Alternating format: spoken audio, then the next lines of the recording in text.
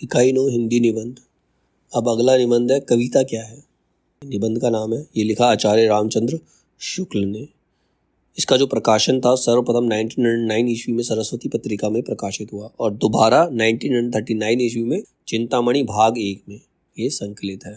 तो 2 बार इसका प्रकाशन हुआ। पहली बार हुआ 1909 को सरस्वती पत्रिका में और दूसरी बार हुआ 1939 ईस्वी में चिंतामणि भाग 1 के अंदर। इनके आचार्य रामचंद्र शुक्ल के और भी निबंध हैं। कौन कौन से हैं?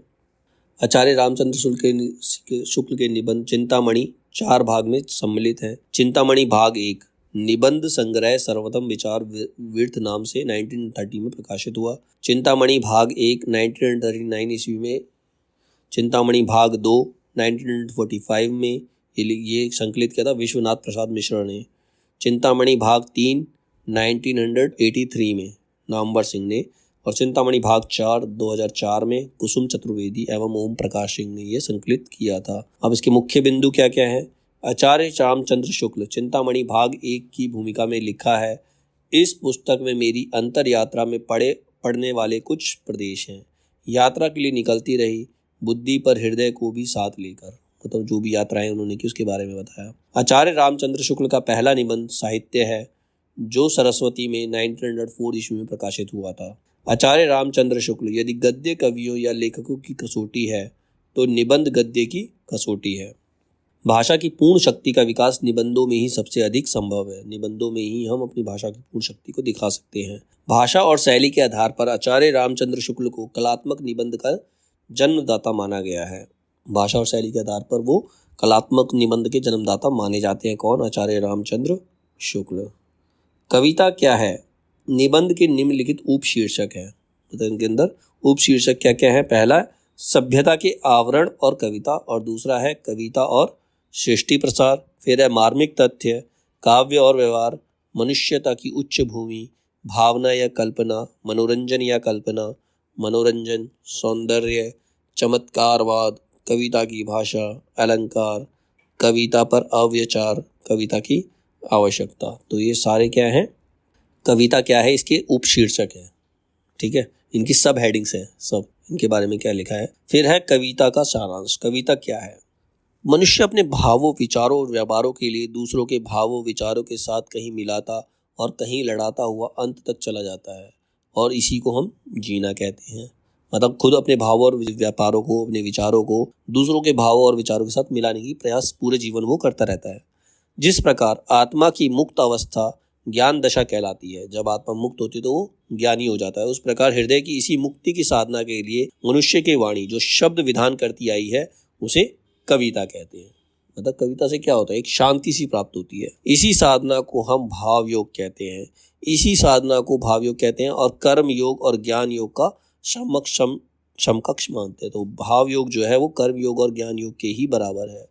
कविता ही मनुष्य के हृदय को स्वार्थ संबंधों को संकुचित मंडल से ऊपर उठाकर लोक सामान्य भाव भूमि पर ले जाती है। कविता से क्या होता है? लोगों का मन चेंज होता है, वो अपने बारे में ना सोचकर सबके बारे में सोचते हैं। जहाँ जगत की नाना गतियों के मार्मिक स्वरूप का साक्षात्कार और शुद्ध अनुभूतियों का संचार होता है, इस भूमि पर पहुंचे हुए मनुष्य को कुछ काल के लिए अपना पता नहीं रहता। मतलब वो खुद को भी भूल जाता है। कविता के अंदर इतना डूब जाता है कि वो स्वयं को भी भूल जाता है। वह अपनी सत्ता को लोक सत्ता में लीन किए रहता है।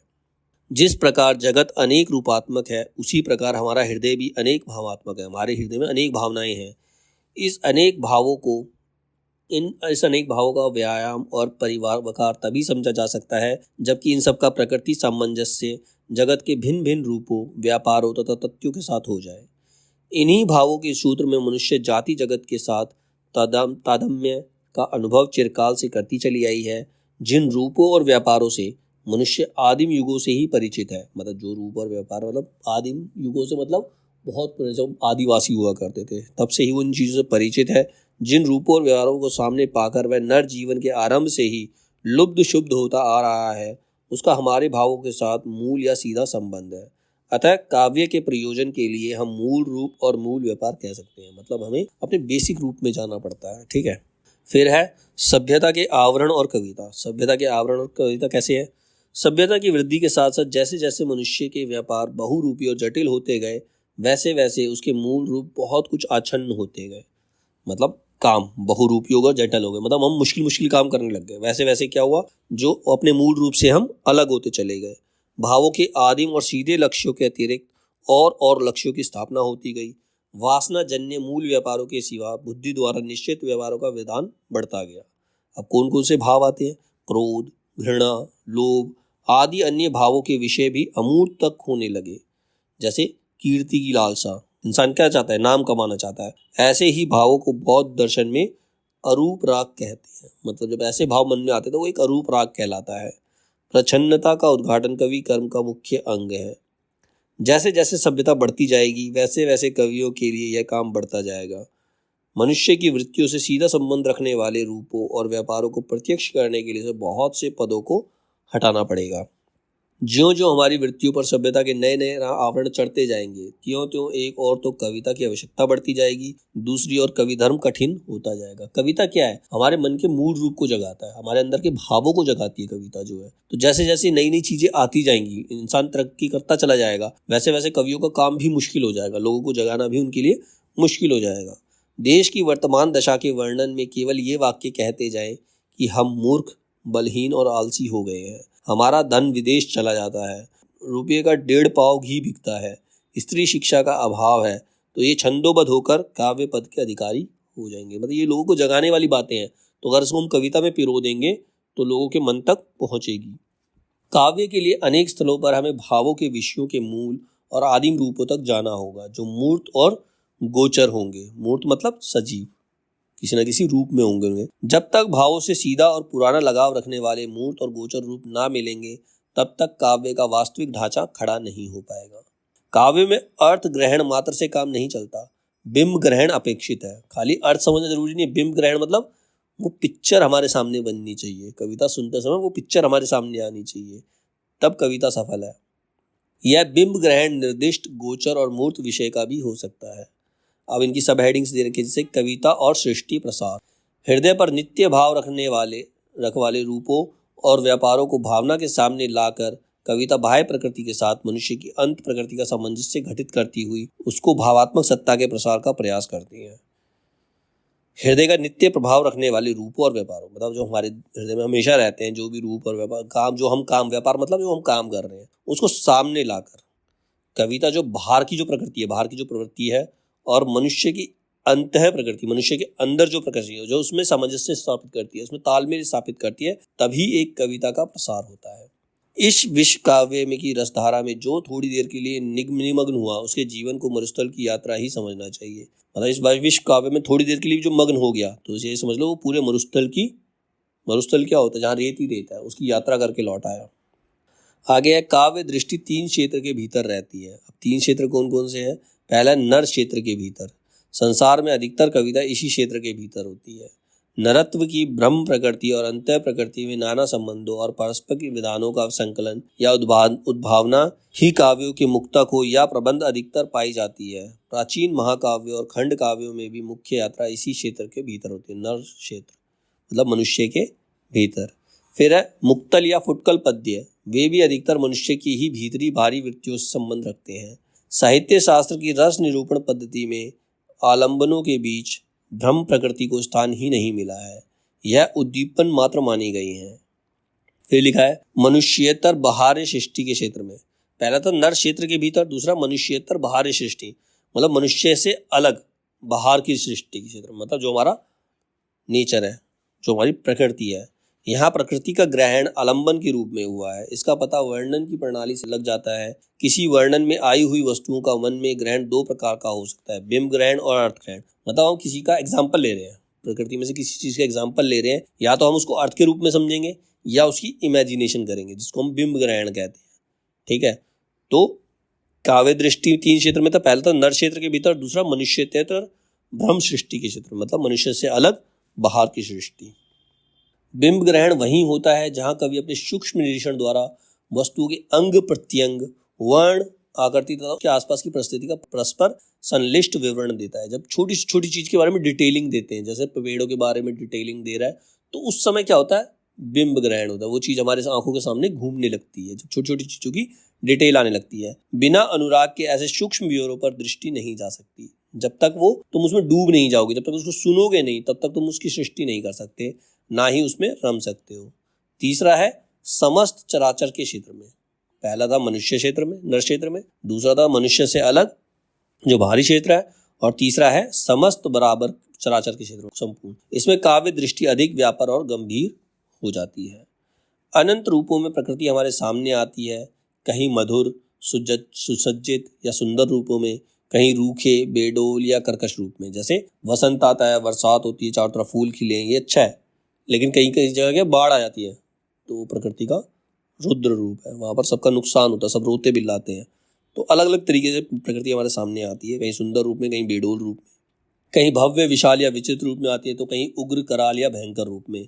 सच्चे कवि का हृदय उसके इन सब रूपों में लीन रहता है, क्योंकि उसके अनुराग का कारण अपना खास सुख भोग नहीं है, बल्कि चिर सहचर्य द्वारा प्रतिष्ठित वासना है, जो केवल प्रफुल्ल प्रसून प्रसाद के सौरभ, संचार, मकरंद, लौलुप, मधुप गुंजार, कोकिल कुजित, निकुंज और शीतल सुख स्पर्श इत्यादि की चर्चा किया करते हैं, वे विषय या भोग लिप्त होते हैं। ऐसे कवि जो प्रकृति के अच्छे रूप को ही दिखाते हैं, मतलब वो वासना में लिप्त है, वो भोग लिप्सु है, वो ठीक है, वो भोग को ही सब कुछ मानते हैं। इसके बाद है जो केवल मुक्ताभास, हिम बिंदु, मंडित, मरकताब, शाधल जल, अत्यंत विशाल गिर शिखर से गिरते हुए जल प्रभात की गंभीर गर्त से उठी सीकर निहारिका, विविध वर्ण स्फुरन की विशालता, भव्यता और विचित्रता में ही अपने हृदय के लिए कुछ पाते हैं, वो तमाशाबीन है, वो तमाशा देखना चाहते हैं, मतलब भयंकर दृश्य का तमाशा देखना चाहते हैं, और सच्चे भावुक और सहृदय वो नहीं है। केवल असाधारण तत्व की रुचि सच्ची सहृदयता की पहचान नहीं है।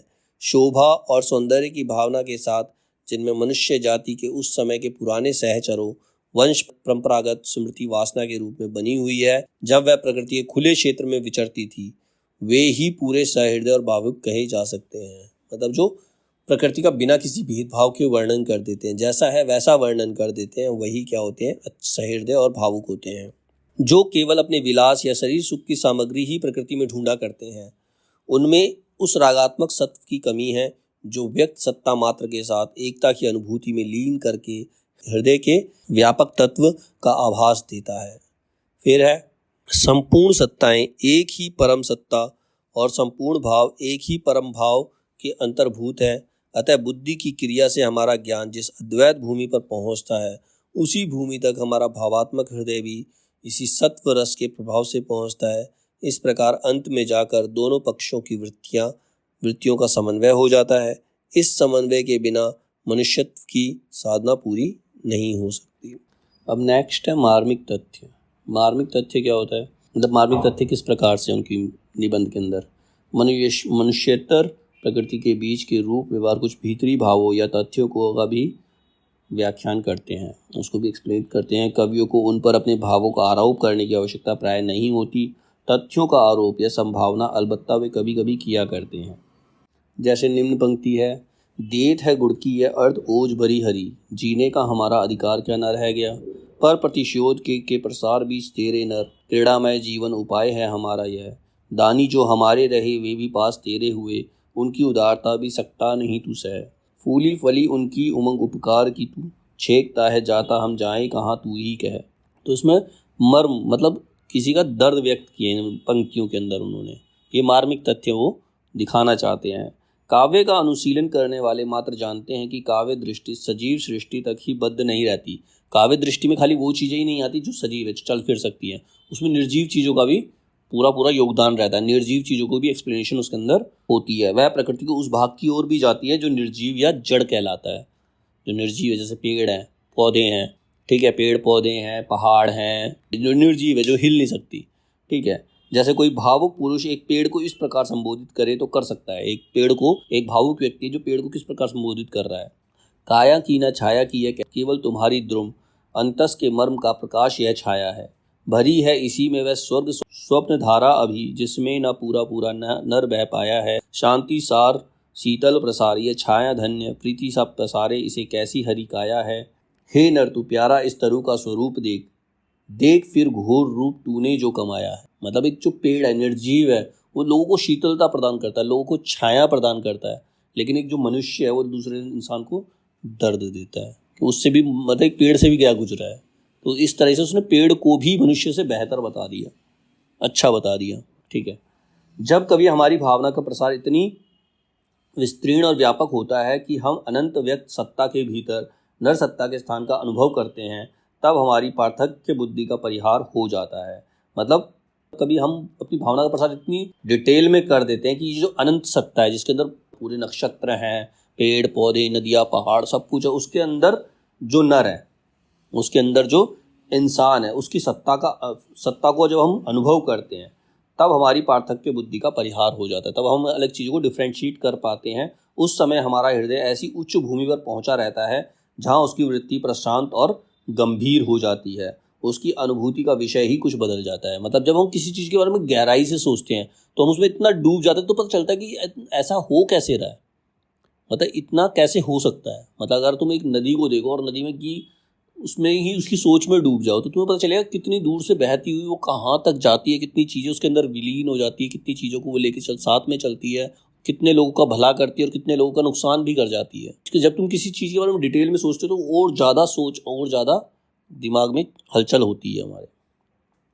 ज्ञान ही भावों में संचार के लिए मार्ग खोलता है। ज्ञान प्रसार के भीतर ही भाव का प्रसार होता है। जब हमारे ज्ञान का प्रसार होता है तभी हमारे अंदर फीलिंग्स भी आती है। अगर किसी इंसान के अंदर ज्ञान ही नहीं होगा, वो क्या फील करेगा? कुछ फील नहीं करेगा। उसके लिए तो पेड़ पत्थर है, लेकिन जो एक ज्ञानी इंसान होगा वो पत्थर को भी डिटेल में सोचेगा कि इस पत्थर का क्या यूज़ हो सकता है, इस पत्थर से क्या किया जा सकता है, ये पत्थर कहाँ से आया। लोगों ने पत्थर की मूर्तियाँ बना दी, लोग उसकी पूजा करते हैं, पत्थर की मूर्तियाँ बना के बेच देते हैं।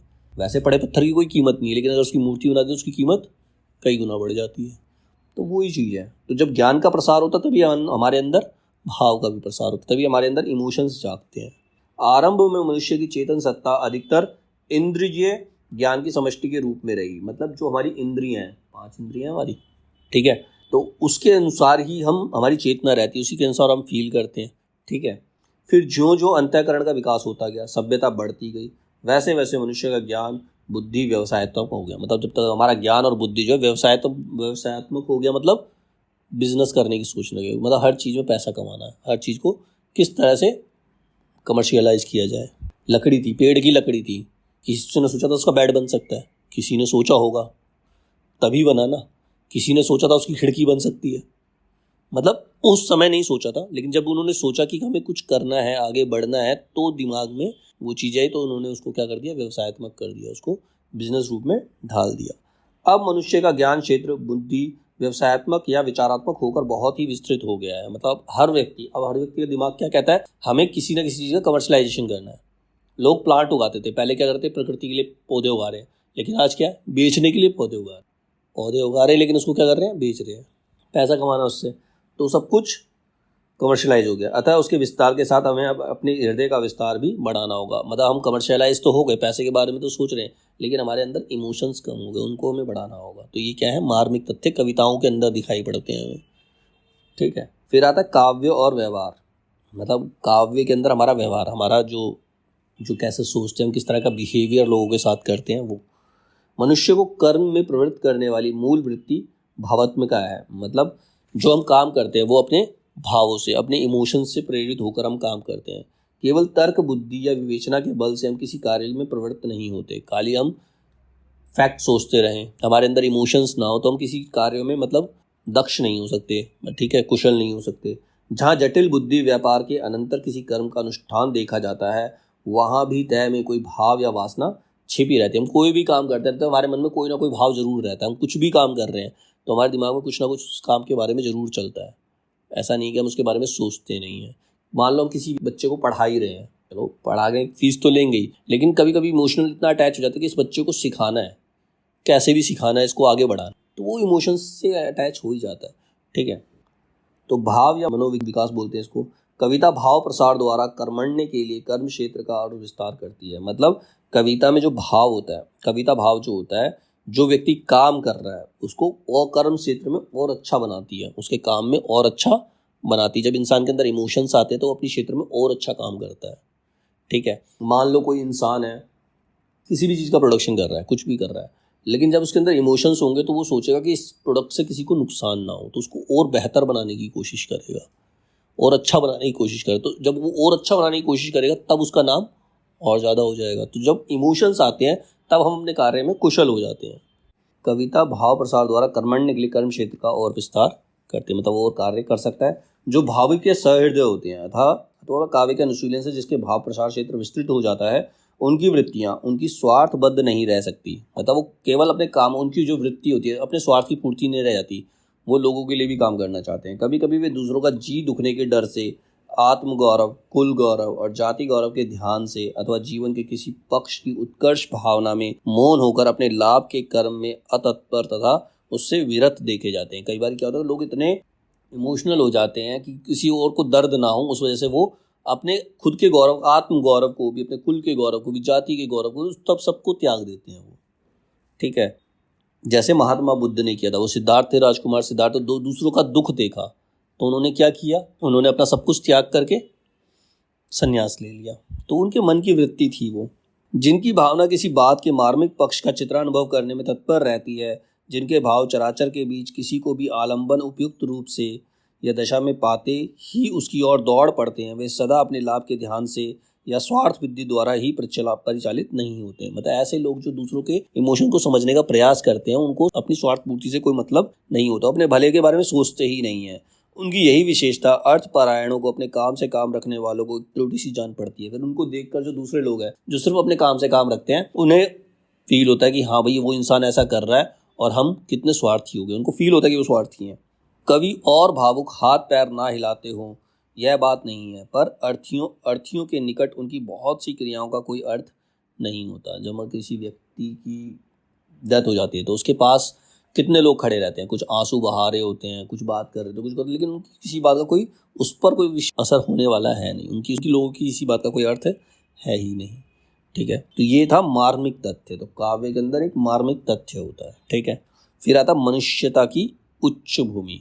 कविता जो होती है मनुष्यता को उच्च और ऊपर लेकर जाती है। पशुत्व से मनुष्यत्व में जिस प्रकार अधिक ज्ञान प्रसार की विशेषता है, उसी प्रकार अधिक भाव प्रसार की भी है। एक पशु है, एक मनुष्य है। पशु के मन में इतना भाव नहीं होता। एक शेर हिरन को देख के उस पर तरस नहीं खाएगा, उसको उस पर दया नहीं आएगी। लेकिन एक मनुष्य है, मनुष्य के अंदर एक दया भाव होता है। मनुष्य दूसरों की पीड़ा से दुखी होता है। ठीक है, कवि वाणी के प्रसाद से हम संसार के सुख दुख, आनंद, क्लेश आदि का शुद्ध स्वार्थ मुक्त रूप में अनुभव करते हैं। जब कवि कोई कविता करता है तो उसके अंदर हमें सारे भाव दिखाई पड़ते हैं, हम उसको जीते हैं। इस प्रकार के अनुभव के अभ्यास से हृदय का बंधन खुलता है और मनुष्यता की उच्च भूमि की प्राप्ति होती है। जो हमारे हृदय का बंधन खुल जाता है, हमारे भाव खुल जाते हैं, तो हम एक अच्छे मनुष्य बन सकते हैं। तो मनुष्यता की उच्च भूमि हमें प्राप्त हो जाती है। किसके जरिए? कविता के जरिए। कवि जब एक इंसान को जगाता है, कविता ही हृदय को प्रकट, मतलब जो नेचुरल तरीका है, जो नेचुरल फीलिंग है, उसको लेकर आती है कविता, और जगत के बीच क्रमशः उसका अधिकाधिक का प्रसार करती है, उसे मनुष्यत्व की उच्च भूमि पर ले जाती है। भाव योग की सबसे उच्च सत्ता पर पहुंचे हुए मनुष्य का जगत के साथ पूर्ण तादात्म्य हो जाता है। जब भाव योग से मनुष्य पूरा ऊपर उठ जाता है, उसके पूरे इमोशंस खुल जाते हैं, तो वह मनुष्य जगत का, उसका अर्थ जो है वो स्पष्ट हो जाता है। उसकी अलग भाव सत्ता नहीं रह जाती, उसका हृदय विश्व हृदय हो जाता है, वो सबके बारे में सोचने लगता है। तो ये था मनुष्यता की उच्च भूमि। इसके बाद भावना या कल्पना। कविता में भावना भी होती है और कल्पना भी होती है। ठीक है, काव्यानुशीलन को भाव योग कहते हैं। जब हम जब हम कविता को अनुशीलन मतलब फॉलो करते हैं तो उसमें क्या होता है, एक भाव योग होता है। इसे कर्म योग और ज्ञान योग के समकक्ष बताया गया। तो जो भाव योग है वो हमारे कर्म योग और ज्ञान योग के ही बराबर है। मतलब जैसे हमारा कर्म हमारे लिए इम्पोर्टेंट है, ज्ञान हमारे लिए इम्पोर्टेंट है, उसी तरह से भाव भी हमारे लिए इम्पोर्टेंट है। उपासना भाव योग का ही एक अंग है। जब हम किसी पूजा पाठ करते हैं, उपासना करते हैं, तो हमारे अंदर भाव योग है। हमारे अंदर एक पॉजिटिविटी लाने के लिए हमारी एक श्रद्धा है। पुराने धार्मिक लोग उपासना का अर्थ ध्यान ही लिया करते हैं। जो वस्तु हमसे अलग है, हमसे दूर प्रतीत होती है, उसकी मूर्ति मन में लाकर उसके सामीप्य का अनुभव करना ही उपासना है। उपासना में क्या होता है, हमने शिव जी को कभी नहीं देखा, उनकी मूर्ति को हम अपने अंदर इमेजिन करते हैं, उनकी प्रतिमा को अंदर इमेजिन करते हैं और उनकी उपासना करते हैं, तो यही उपासना कहलाती है। ठीक है, साहित्य वाले इसी को भावना कहते हैं। और यही क्या है, हमारी साहित्य क्या कहता है, यही भावना है। जब तुम किसी चीज़ को इमेजिन करके, जो चीज़ तुम्हारे पास है नहीं, जब तुम उसी चीज़ को इमेजिन करके उसकी उपासना करने लग जाते हो, ये तुम्हारी भावना है, तुम्हारे अंदर के भाव हैं ये। और आजकल के लोग इसे कल्पना कहते हैं कि ये हमारी फैंटेसी है, फ्यूचर में हमें क्या चाहिए हम उस चीज़ की इमेजिन करते हैं, तो दैट इज़ फैंटेसी। मतलब पहले लोग उसे उपासना कहते थे, कवियों ने उसे भाव कहा, और आजकल लोग उसे क्या कह रहे हैं, फैंटेसी कह रहे हैं। ठीक है। जिस प्रकार भक्ति के लिए उपासना या ध्यान की आवश्यकता होती है, उसी प्रकार भावों के परिवर्तन के लिए, मतलब भावों को चेंज करने के लिए भावना या कल्पना अपेक्षित होता है। मतलब हम जब तक इमेजिन नहीं करेंगे, जब तक हमारे मन में भाव नहीं होंगे, तब तक हमारे मन में धर्म नहीं आ सकता। ठीक है, तब तक हम किसी चीज़ की उपासना नहीं कर सकते। कल्पना दो प्रकार की होती है, विधायक और ग्राहक।